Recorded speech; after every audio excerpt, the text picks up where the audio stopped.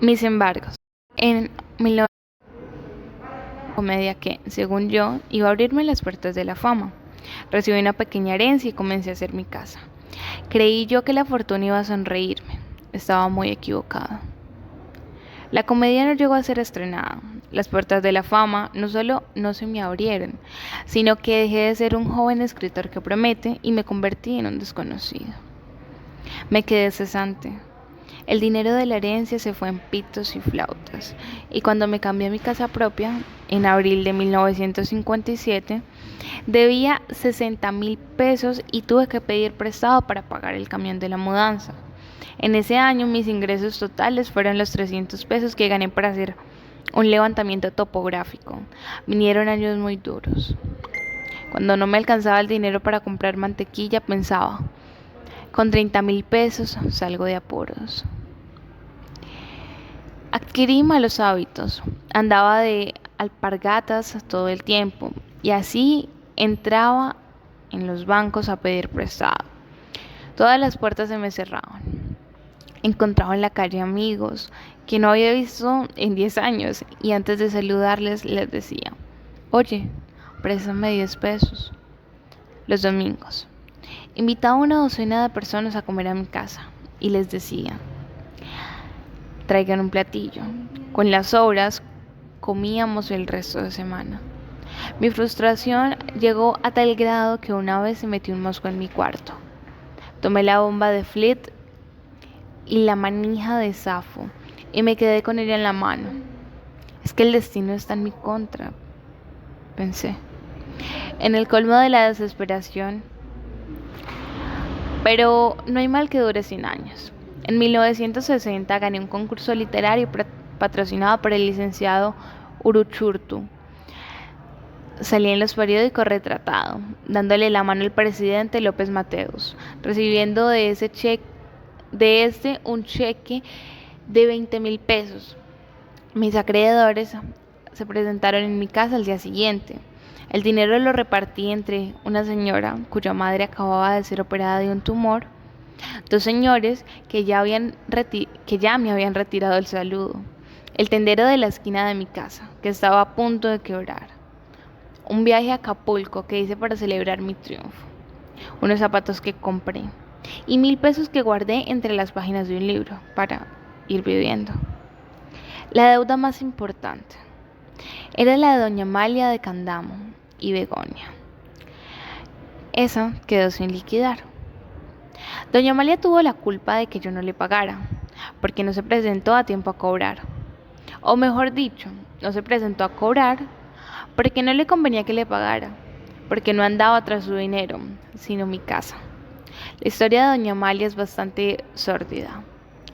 Yo había, yo había hipotecado mi casa en crédito hipotecario S.A. Y como estaba en la miseria, dejé de pagar las mensualidades. Al cabo de un año, estos señores, los del crédito hipotecario, se impacientaron y me echaron a los abogados. Me embargaron y exigieron que les devolviera su dinero, que eran 50.000 pesos, más réditos, costos de juicio y etcétera. Para pagar esto yo necesitaba hacer una hipoteca mayor, pero no es fácil hacer una hipoteca con una compañía seria cuando el único antecedente es un embargo. Consulté con entendidos. En aquellos casos me dijeron se necesita conseguir una hipoteca particular. Fui a ver a un coyote que se hacía pasar por agente de bienes raíces. Tenía una secretaria bastante guapa y eficiente, un hijo ingeniero y varios aspirantes a la clase media sentados en la sala de espera. El señor Garibay, así se llamaba, era un viejo, sordo, calvo y casi retrasado mental. Nunca supo si yo quería invertir 60.000 pesos o si quería pedirles prestados. Tuvimos varias entrevistas desalentadoras. Cuando ya había perdido toda esperanza, se presentó en mi casa doña Amalia de Candamo y Begonia. Venía acompañada del doctor Rocafuerte, que no sería su marido, pero sí su consejero. Venía de parte de Garibay a ver la casa, porque tenía interés en facilitarme el dinero que yo necesitaba. La casa les encantó, y yo, más. En mi rostro se notaba la invisibilidad en materia económica, que es propia de los artistas y solvencia moral propia de la gente decente. Ah, cuadros existencialistas, dijo el doctor Rocafuerte, cuando vio los abstractos que yo tenía en mi cuarto. Era un viejo bóveda, de ojeras negras y pelo blanco, de voz carnosa y modales dacrulenses, alto y reseco. Doña Amalia, que llevaba un sombrerito bastante ridículo, se sentó en un equipal. A pesar de sus 50 y tantos, tenía buena pierna. En general puede decirse que hubiera estado buena, si no hubiera sido por la pinta de autoviuda que tenía. Muy peripuesta, con su sombrerito, su velito. Le tapaba las narices y probablemente hasta las verrugas. Su traje de sastre café, muy arreglado, guantes beige, con las manos cruzadas sobre las piernas, como diciendo: yo no quiebro ni un plato, pero sé defenderme. ¿Qué le parece si en vez de 60.000 le prestamos 70? Me preguntó Rocafuerte, cuando ya se iban. Vengan de allí, contesté. Qué bueno que quiere usted todo el dinero, dijo doña Amalia. Es lo que me dejó mi marido y no sabría qué hacer con el resto. Se fueron en un coche negro, tan fúnebre como Rocafuerte. Si me hubiera extrañado que alguien se interesara en prestarle dinero a quien evidentemente era un paria de la sociedad en el despacho del notario Angulo, hubiera encontrado la explicación del misterio. Yo era un paria, pero un paria con casa propia. Doña Amalia me prestó el dinero no porque creyera que yo podía pagarle, sino precisamente porque sabía que no iba a poder pagarle. Es decir, metió 70.000 pesos para sacar no los réditos ni nada más, sino la casa. En la notaría de Angulo, entre Garabay y doña Amalia, me dieron un golpe del que todavía no me recupero. Habíamos hablado de una mensualidad de interés a razón del 1.5% mensual, y así decía la escritura. No más que pagaderas en mensualidades adelantadas. Si pasaba del día 15 y yo no liquidaba, los intereses subían al 2.5%. Si pasaban 2 meses sin que yo pagara, doña Amalia tenía derecho a embargarme y yo tenía que pagar las costas y 2 mensualidades de castigo. La hipoteca vencía en 2 años. Yo pagaba antes 2 meses de castigo. Si yo pagaba después, 2 meses de castigo. Si no me gustaba la escritura, 2 meses de castigo. Liquidación de honorarios Angulo por el trabajo que se tomó al redactar la sentencia de mi muerte. Y liquidación a Garabay, que se llevaba una comisión del 3% por conseguir quien me trasquilara. La escritura no me gustó, como es natural, pero no tenía 7.000 pesos que hubiera costado decirlo. No dije nada, firmé y cada quien tomó su parte y yo me fui para mi casa. Con los 3.000 pesos que me sobraron a tratar de olvidar la pata que había metido. Los 2 primeros meses no hubo problemas, pero llegó el día primero del tercero y el 15 y el día primero del cuarto y el 15 y yo no tenía el dinero para pagar la mensualidad. En aquel entonces yo andaba tratando de cobrar un dinero que me debía el Instituto de Bellas Artes. Como me hicieron subir al 3er piso y bajar al primero y esperar en el segundo, y buscar la firma de un señor que se había ido de vacaciones y el visto bueno de otro que tenía peritonitis, dejando a su marido en las lomas de Chapultepec. Cuando llegué, doña Amalia, sus 2 hijas y el doctor Rocafuerte se disponían a emprender un viaje de vacaciones a Tequesquinteco. Las muchachas le decían al doctor tío. Pues imagínese, señor Ibargüengoitia, me dijo doña Amalia, que ya el abogado tiene los papeles y órdenes de embargo. Pero ¿cómo es posible, señora? Si apenas estamos a día 20 y aquí está el dinero. Le enseñé el dinero. Era tan avaros que nomás de verlo suspendieron el viaje a Tequesquinteco.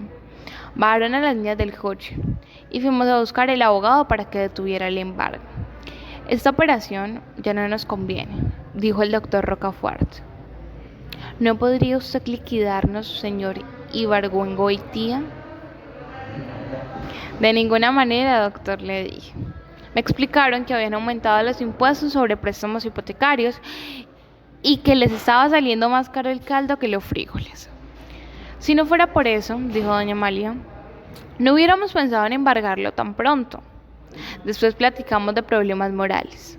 Los hombres, dijo doña Amalia, cuando están jóvenes abandonan a sus mujeres y se van con otra.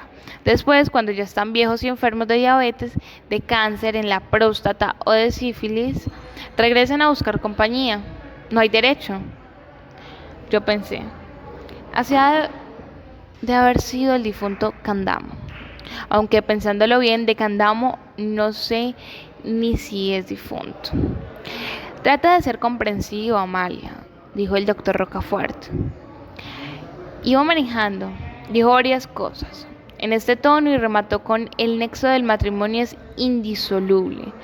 Esa noche no pudimos encontrar al licenciado Reguero, que se había ido a hacer los ejercicios espirituales en San Ignacio de Loyola, de los que salió muy purificado el lunes siguiente. De nada me sirvió. Ese lunes yo pagué los 2 meses de intereses a razón del 2.5% y 900 pesos de honorarios al purificado por redactar una demanda de embargo que no llegó a ser presentada. Quedé muy tranquilo, sintiéndome al día, pero me duró poco el gusto porque los meses pasaron y la cuenta creció. Un día, hojeando el periódico, me encontré con la noticia de una cena organizada por doña Amalia, a la que había asistido nada más que el marqués de Rocafuerte. Marqués de la Chifosca Mosca, dije, y cerré el periódico. Al día siguiente, como maldición, me los encontré en la librería británica. Andaban comprando libros de pintura para hacer un regalo. Señor Ibargüengoitia, me dijo Rocafuerte, hace mucho que no sabemos de usted. Doña Amalia, que como de costumbre llevaba un sombrerito, me miró como diciéndome, está usted dejándome en la calle sin vergüenza. Me sentí como un canalla, arrebatándoles el pan de la boca a doña Amalia y a sus 2 hijas de puta. Se necesita un tupe. Pues siguieron pasando los meses y vino el licenciado Reguero con un actuario a mi casa y me embargaron. No se apure, me dijo Reguero. Doña Amalia es muy brava, pero yo trataré de defender sus intereses. Quiero decir, los de usted. Dijo esto porque él sería el abogado de doña Amalia, pero después de todo, el que iba a pagar sus honorarios era yo. Procuraré retardar el juicio. Tiene usted 3 meses para pagar. Poco después de esto ocurrió lo del cheque que me entregó López Mateus, que como ya dije de nada les sirvió a ellos porque no vieron ni un centavo.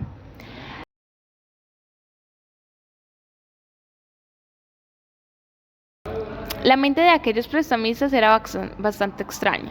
Nunca creyeron que yo fuera a pagarles. Sin embargo, cuando no les pagaba, se ofendía que yo saliera en el periódico de la mano de López Mateus y con 25.000 pesos y que no fuera para echarles un telefonazo, les daba mucho más coraje. Quiso mi mala suerte que en el viaje que hice a Acapulco para celebrar mi triunfo me los encontrara nada más ni nada menos que en el bar del Hotel Presidente.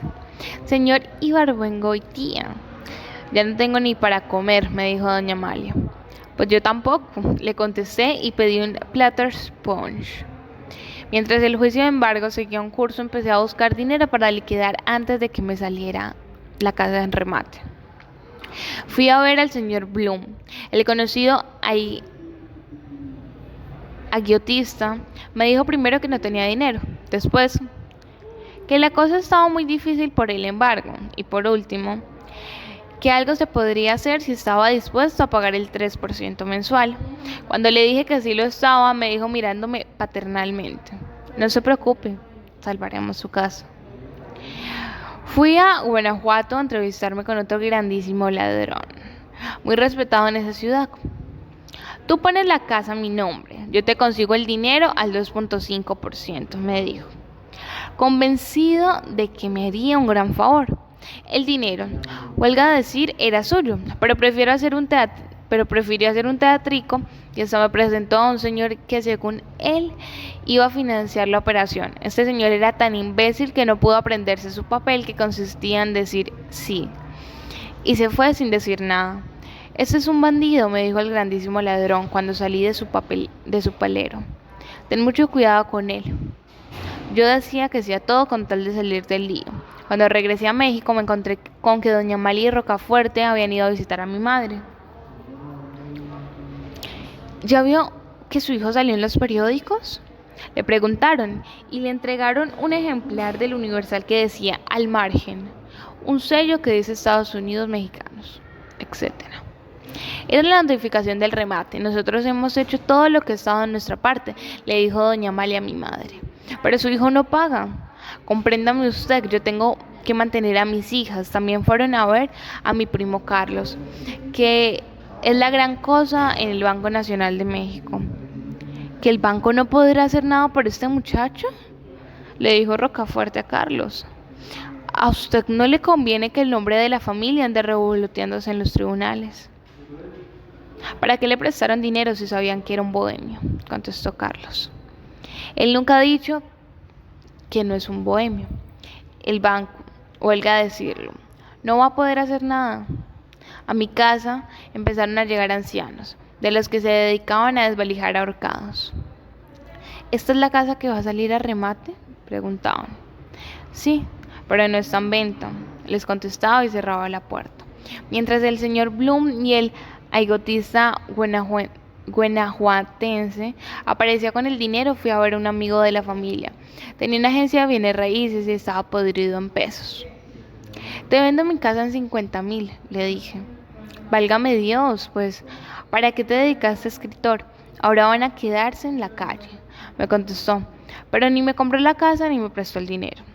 Recibí una carta de Guanajuato que me decía que la operación era tan arriesgada que solo se podía hacer si yo estaba dispuesto a pagar el 3.5% en vez del 2.5%, como habíamos quedado.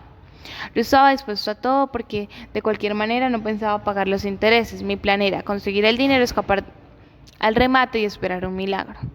También traté de transar con doña Amalia y el Márquez. Quédense con la casa, déjenme vivir en ella 3 años y estamos a mano.